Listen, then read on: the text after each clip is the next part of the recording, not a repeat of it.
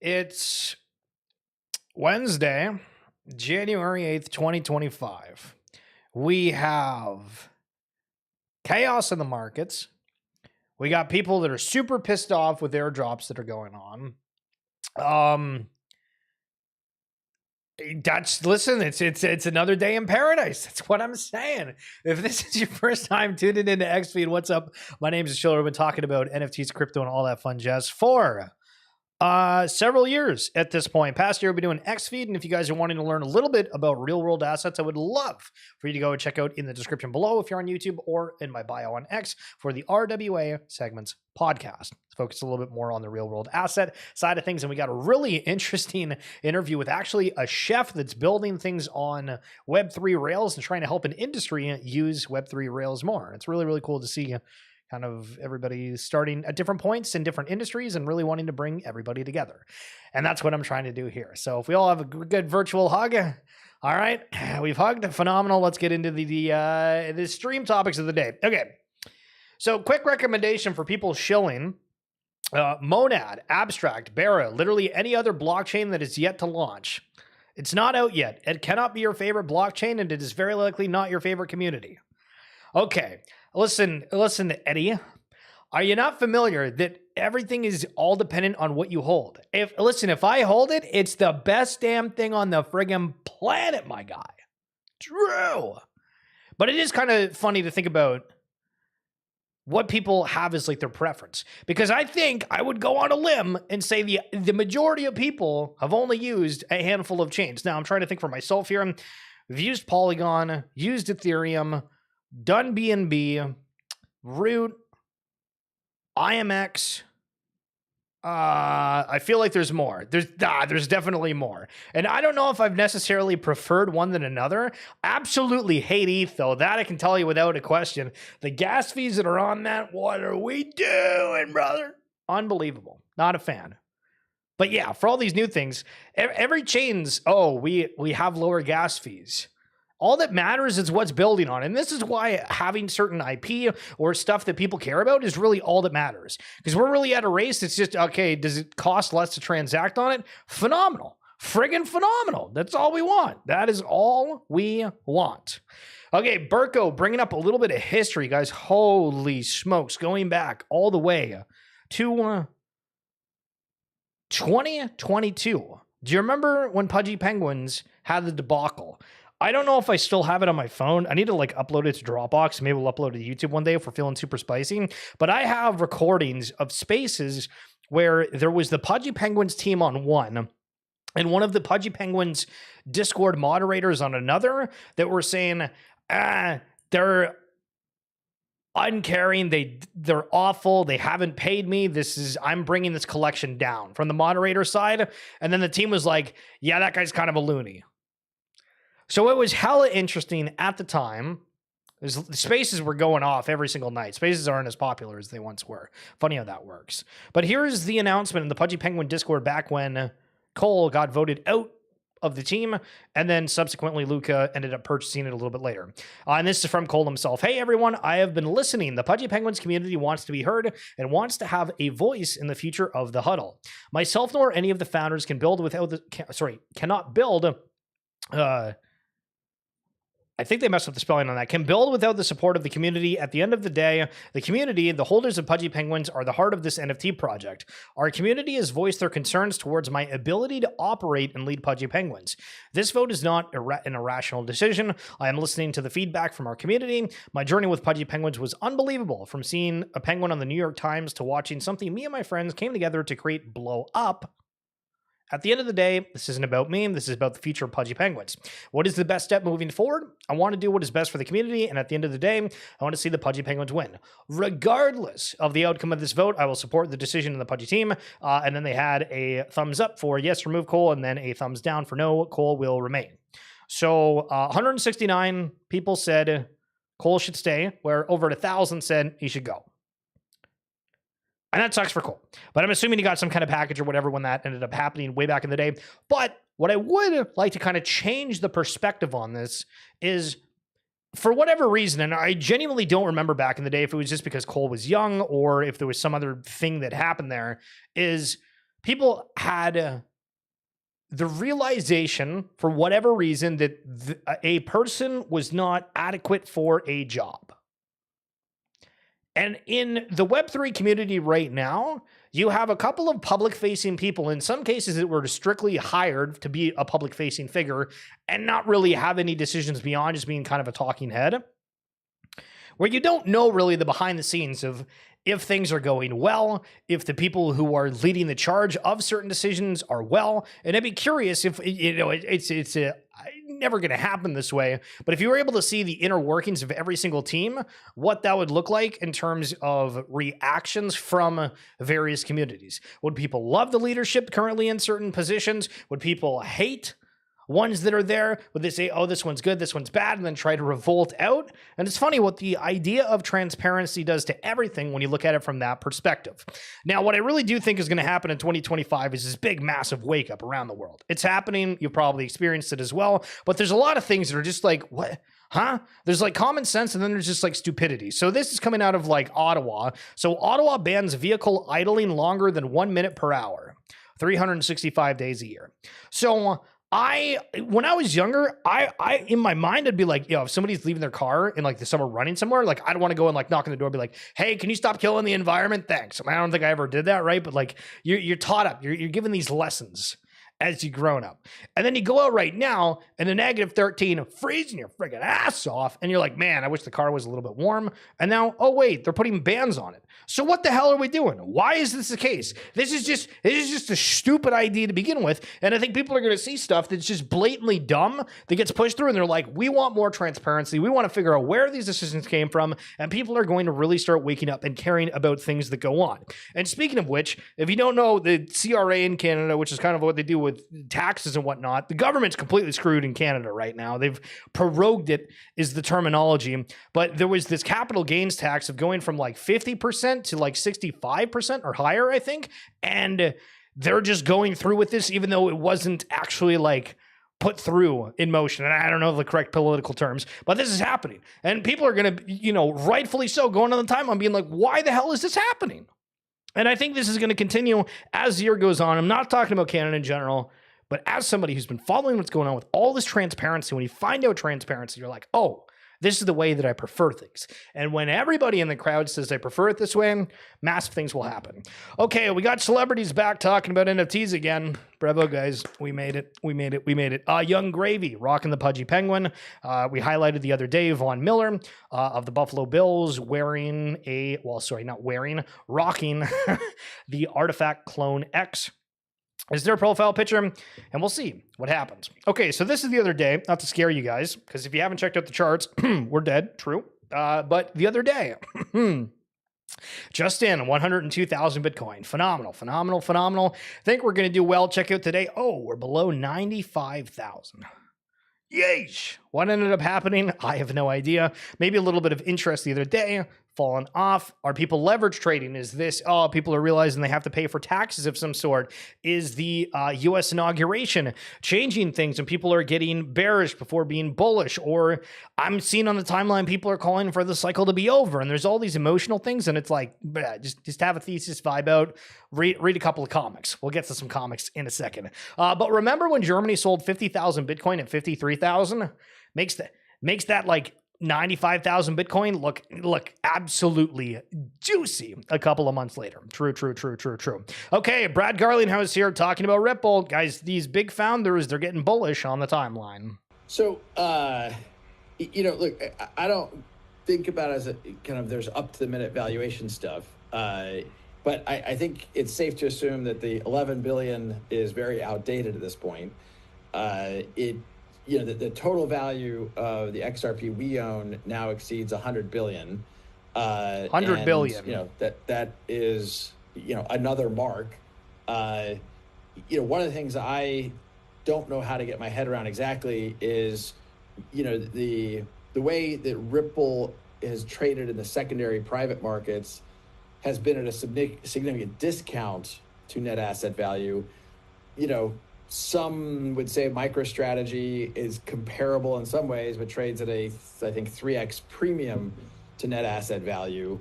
and you think, huh, that's interesting. I think, again, I'm not anti MicroStrategy. I hope is a massive success and keeps doing what they're doing. And look, Ripple has been in a position where we have not prioritized going public. That didn't really make any sense in the previous SEC administration. Maybe that changes in the future, and we'll evaluate. Maybe that changes in the future. Is Ripple got some big things in store? Well, maybe. All right, sir, we're going back-to-back clips here. But again, for you people that are holding XRP, things are looking interesting. Years ago, before Biden was elected, what we were, the words I used to use is, like, I just want a level playing field. Like, the U.S. government shouldn't be picking winners and losers. And, as much as I'm pro-Bitcoin and pro-ETH, the SEC, I mean, people forget this, but XRP used to be the second most valuable digital asset after Bitcoin. The United States SEC then gets involved in picking winners and saying, hey, ETH gets a pass, but XRP doesn't. And look, this is very, in my view, very un-American. And to your point, I think it used to be, I just asked for a level playing field.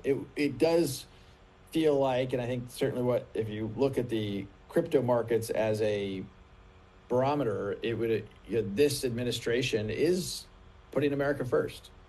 And well, I mean, we shall see. It's still, there's things to play out and things to happen. But I think indications are that, if, for example, there's some talk about a crypto reserve, I think that would end up including Bitcoin and other technologies, which, frankly, just makes sense from a diversification point of view.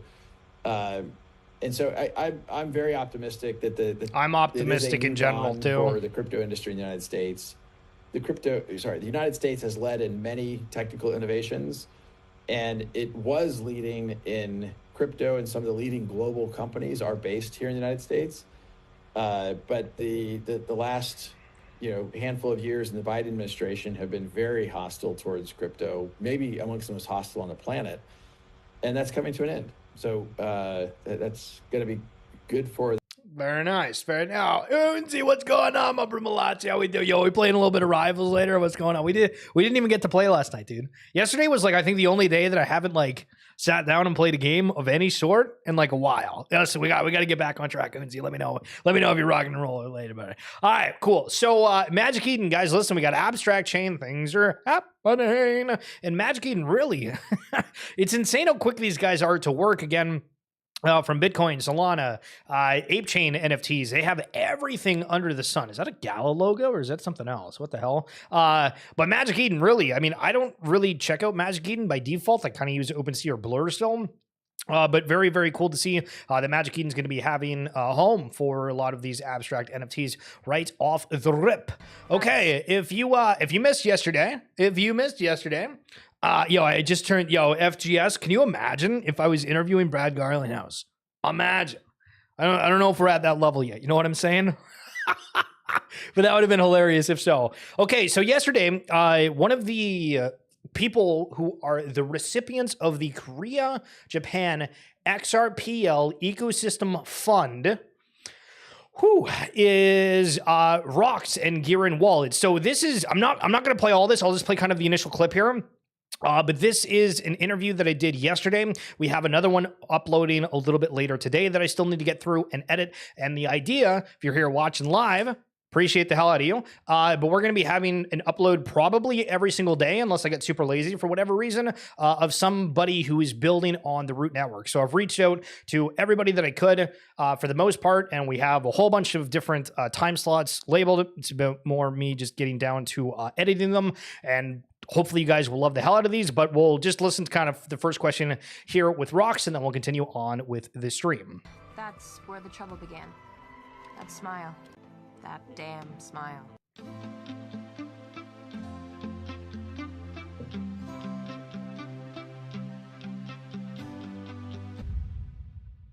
I followed Futureverse, and we got into the Fluff World NFTs, and then they're saying, hey, we're launching this Root Network, and we're partnered with Ripple. And for myself, I'm someone who really followed the Ethereum NFT ecosystem and don't really know a whole lot about the Ripple side, but you've been following Ripple, you've been following the XRP ecosystem, you're now building on it. Can you just give like a perspective when you look at Ripple, when you talk about XRP, why is it such a big deal and why should people pay attention to what's going on there?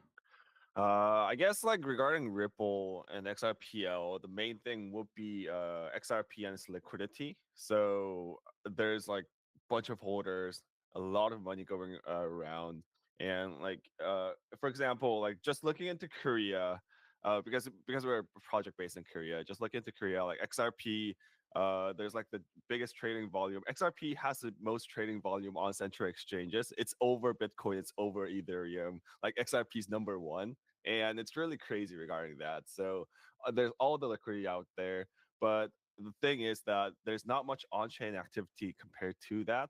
So I think like the on-chain activity and like all the hype regarding XRPs being built since like starting last year, like early last year, since like Ripple and XRP has been pushing a lot into just focusing more on the retail side, more on the B2C side, because like in the past they were mostly focusing on the B2B side only, like just as a payment method. But nowadays they're more trying to more like build more of an ecosystem. We're actually one of the first projects to be funded by the Korea Japan XRPL Ripple Fund. So they're trying like this. They're trying to onboard more builders onto the ecosystem, like more XRPs. So I guess that liquidity and just making the on-chain activity more active is the like number one thing right now, their priority. So I think that's like one of the reasons like everyone should just like focus on it. One of the reasons everyone should focus on it. Well, all right, there we go. But if you guys want to listen to that full interview, if you're following on X, you can just check that out. It's not on Twitch if you're on there, but on YouTube, it is my last upload as well. We got other news from Gen 3 Games, the Untamed Isles. So this was a monster catching game that was started on a Kickstarter that ended up kind of not really getting traction or continuing its development. Gen 3 Games, one of the builders that's building games on Root Network, ended up scooping it up. And so they're now taking over development for it. So that's a new game that's coming to Root that should be interesting. Okay, Pudgy Penguins. Guys, we've highlighted the Vibes TCG here and there, but my God, it's easier to see on this one. But the cards, listen, the sketch foils that people are going for, $1,000, $1,200, $4,000 with 27 bids and it being sold. Guys, oh my goodness. Things with Web3 IP. If it's built around a product people love, the world is your oyster, for lack of a better term. We mentioned this yesterday, but I thought I would read this because it reminds me of the same thing. God, crypto is still ridiculous for normies. Trying to explain to a few normie friends how to buy Akuma on base, and they had a little Solana in their platform. A few steps in, and they are lost and want to go back to fiat. We're still so early. It's still not like none of the stuff is easy to use. Everybody has the exact same sales pitch of, oh, we're designing crypto for the everyday person or your grandmother. It's never been the case. I've never seen that actually end up being the case. Stats, Punk9059, highlighting that an Elemental sold for 50 ETH. Again, this is the second tier collection for Azuki's, but 50 Ethereum. Oh my goodness, people are looking for that status symbol. I feel like if I had that amount, I would just look at different tokens versus a single asset, but hell yeah, love it. Okay, we've been talking that we're going to highlight a little bit of comics here and there, and I've got into Marvel Rivals, which is a video game. But then also they have Marvel Unlimited, where for $9.99 US, you can, actually, hold on, I paid in Canadian. What's it in America? Yo, Hoonsy, what's it in America? But I've read the Hulk. I've read the short series for It's Jeff. If you play the game, that's like the shark character. And I've read through the Marvel Rivals, specific one that they just like created for Rivals in the comic form. This one sucked. Good photos. Storyline doesn't make any sense. These are hilarious, and like a 5-year-old would enjoy it. And it's cool seeing the original variation of the Hulk, but some of the stuff of like back in the day,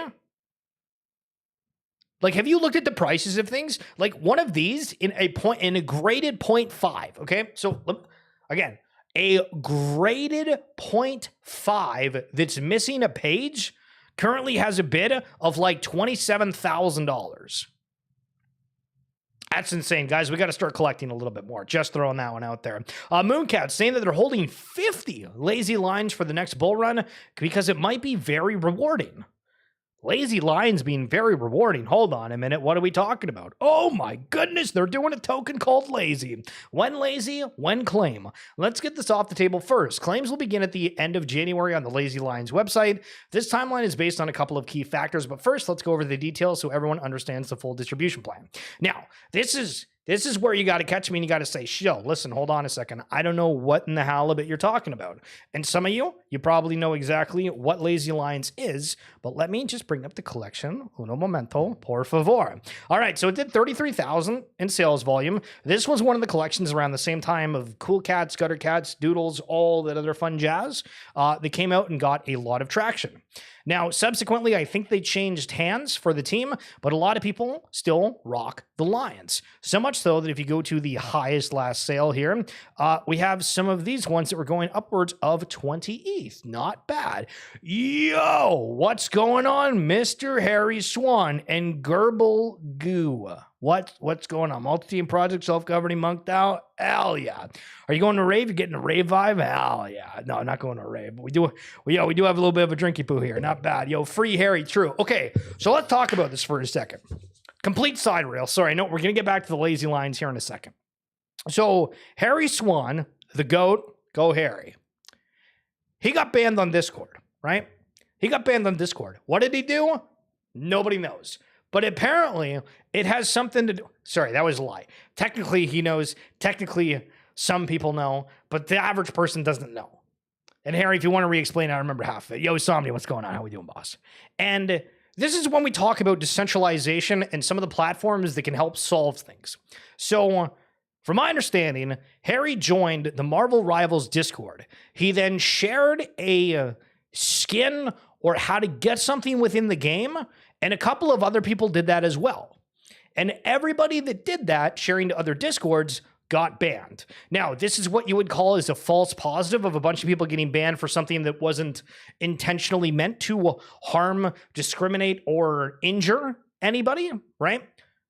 But now he's screwed. Now he's totally screwed. He has to wait until Discord pays attention. He could lose his entire account. It's friggin' awful. But it goes back to the idea of Discord is this centralized platform where if it was decentralized, you wouldn't have these problems of losing everything that you've built up over time for. So again, 2025, the way of the future, the way of Harry, wag me. True. Okay, what is Lazy Token and why Lazy Token from Lazy Lions? At its core, Lazy Lion Token is a meme coin. Okay, here we go again. A personification of the Lazy Lions community, what we stand for, and our message that lazy is earned. Snazzy, write that down. That I love that. Lazy is earned. Hell yeah. We wear lazy hats, talk about what we've earned, and celebrate our pride as Lazy Lions. So creating a meme coin that embodies that lifestyle was a natural step. On a surface level, Lazy Token is a fun token we can all use to reward holders, encourage raids, and power NFT utility functions. Do you guys remember when Lazy Lions just went on the timeline to raid people's posts? That's literally what the collection did. What we wanted it to be but we wanted it to be more than just a fun coin, so we expanded its role and made it more valuable to everyone in the ecosystem. To achieve this, we tied Lazy Token to an AI agent, creating a narrative-driven story arc and character. This means the Lazy Token isn't just a meme coin, it's also an AI-powered token. We then empowered the AI agent King Kovu to become the new leader of Lazy. Listen, instead of King Kovu, why didn't we call it Harry Swan? I'm just throwing that out there. His mission is to lead the Lions into the future where they were meant to have. King Kovu has his own treasury, his own strategies, and plans to grow the Lions ecosystem in multiple ways, all centered around Lazy. I don't know. I'm kind of invested in the lore. It seems a little odd at first, but King Kovu, it's all right. Still, listen, if Harry Swan, we might actually have to buy an NFT, but King Kovu, we'll hold out for now. King Kovu's mission is to lead the Lions on adventures, some fun, some profit-driven.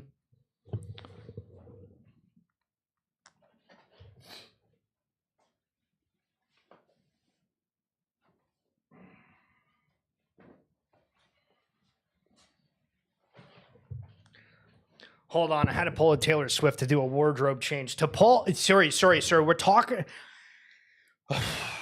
some profit-driven. What?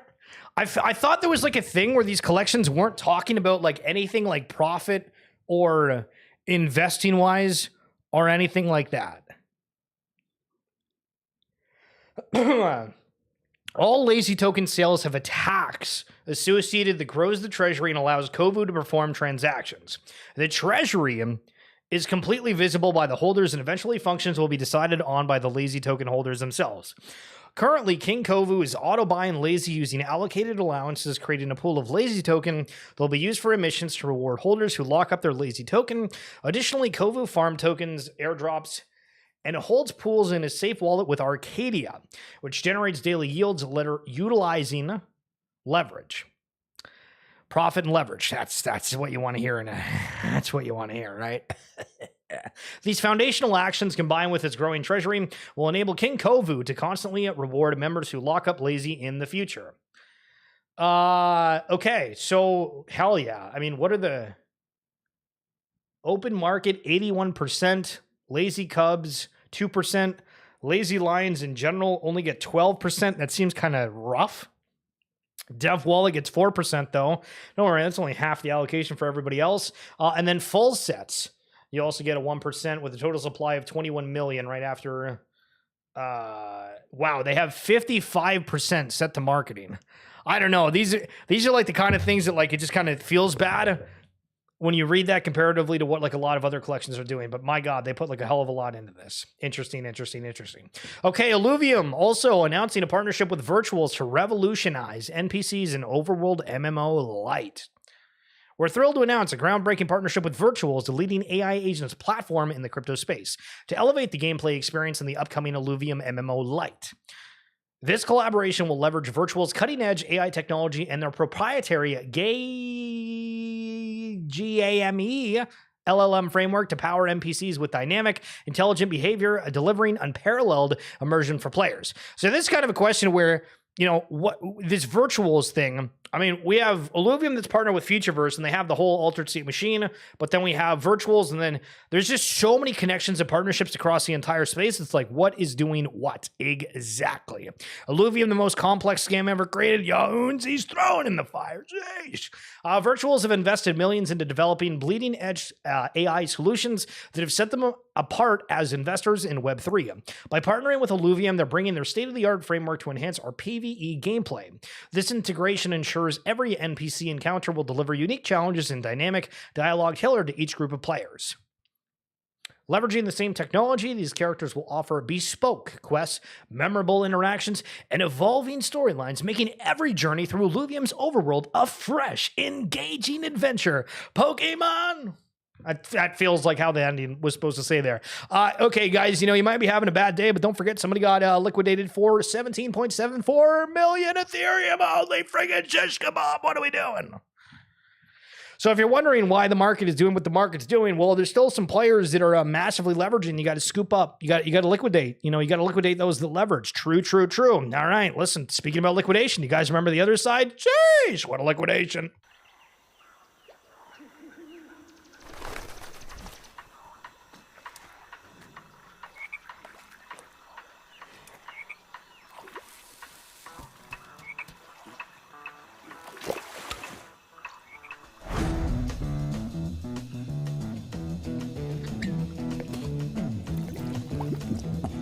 You know the day destroys the night, night divides the day.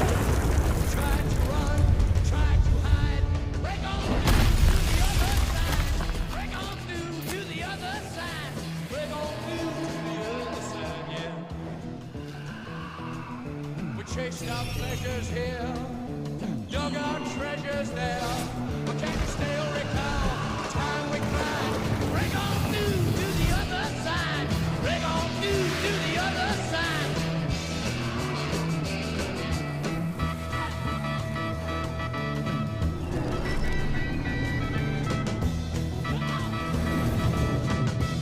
Everybody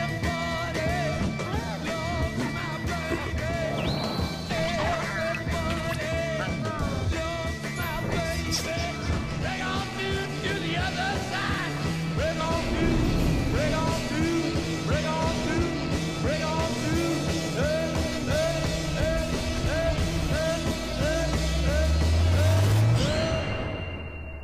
Guys, what happened to that? Why don't we have that anymore? Why did the videos stop? Why did the development fee seem like it stopped? Why do we have like one event for like a per month on these things? What are we doing? What are we doing? What are we doing? But great post here from Willie Anderson. Still the greatest promo in Web3 history. Was a phenomenal video. Great soundtrack. Great everything.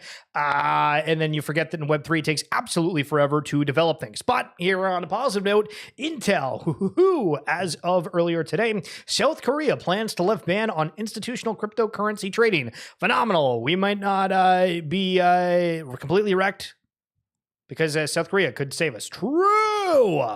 And Pranksy also maybe we'll sweep our NFTs. It looks like Pranksy Plays is now coming out. Listen, this is kind of a weird thing because like I followed Pranksy a lot back in the day. I don't really.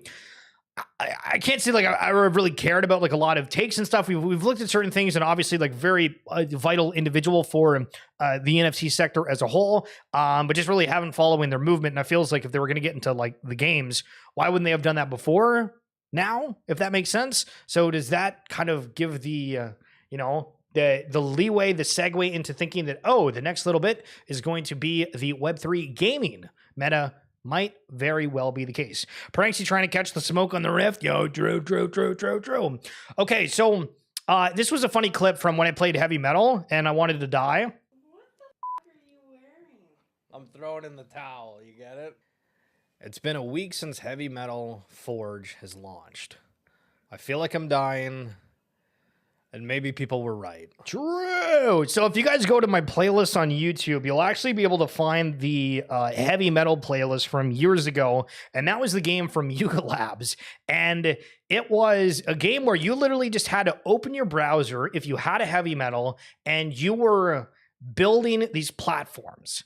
And the more platforms you had, the longer that it took. And it didn't automatically build these platforms. So you literally were running your computer at all hours of a day or you were not progressing. It was one of the most ridiculous things we've ever seen in Web3. And honestly, one of the times when I was like, all right, I really have no idea if Yuga knows what they're doing. Was around that happening.